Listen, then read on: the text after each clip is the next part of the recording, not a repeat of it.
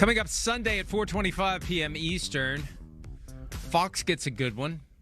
Right out of the gates, a Super Bowl rematch. The Chiefs and the Eagles get together in Kansas City. It's the 11th rematch of a Super Bowl in the following season, and it's the second straight year that we've had it because last year the 49ers and the Chiefs got together after they met in the Super Bowl, and now we see every 4 years you play every team, and you can possibly do the interconference thing like once every 2 or 3 years because there's that separate rotation for the 17th game. But regardless, we see plenty of Super Bowl rematches from past years every year.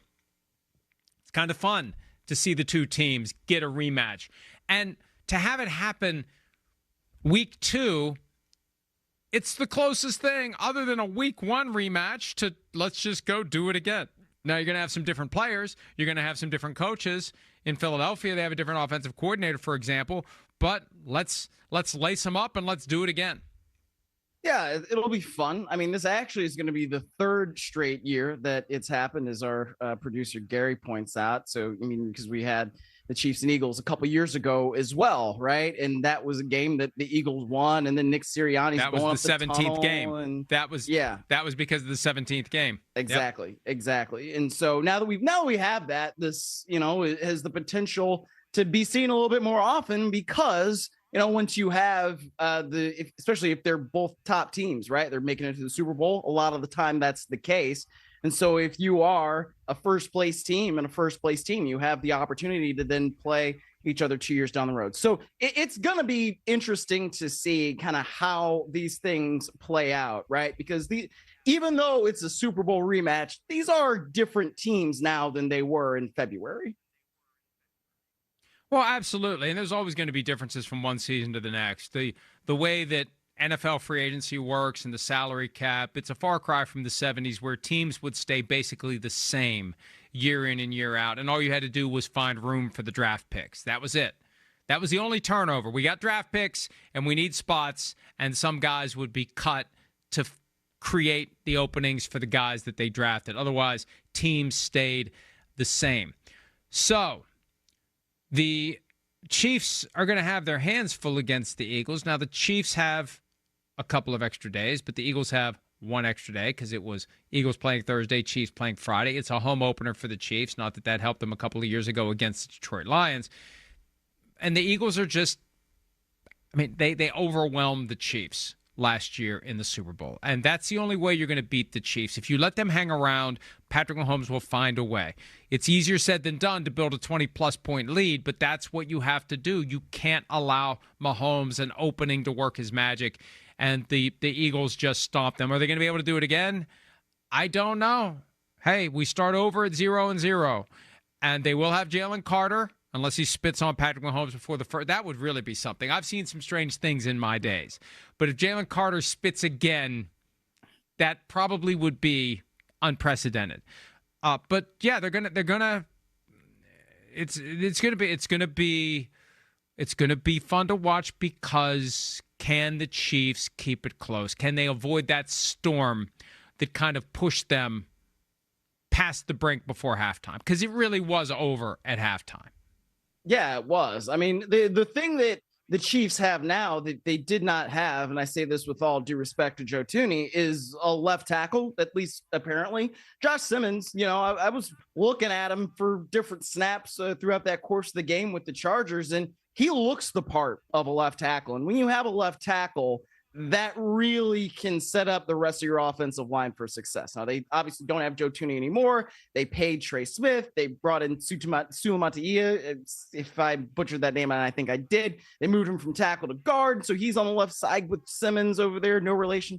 But that I think inherently makes the Chiefs better offensively because Patrick Mahomes having more time against a good defensive front is going to, make him a better quarterback. I mean, we'll see if Vic Fangio can still come up with some creative stuff. I'm sure he will. But what really overwhelmed the Chiefs last year is that they were just able to get pressure with Ford and play cover 4 behind it. And it was just like bada bing, bada boom. I mean, they had nothing that the Chiefs could really do to combat that because Mahomes was being overwhelmed in the pocket within the first 2 seconds of every play, it felt like. And this is something that's going to get more and more attention as Josh Simmons becomes better and better.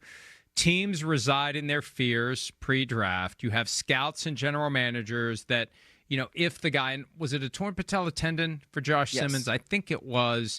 It caused Donovan Jackson to slip outside. He became a first-round pick of the Vikings as an interior offensive lineman. But, if it happens again, why did you draft him? Why did you use our precious capital of a first-round draft pick on a guy that had this injury history? In Kansas City, they've got the confidence and the job security to roll the dice with a big upside. Because someone explained to me years ago, it is so hard to find a great left tackle. You typically only find them at the top of the draft because the bust rate is so low.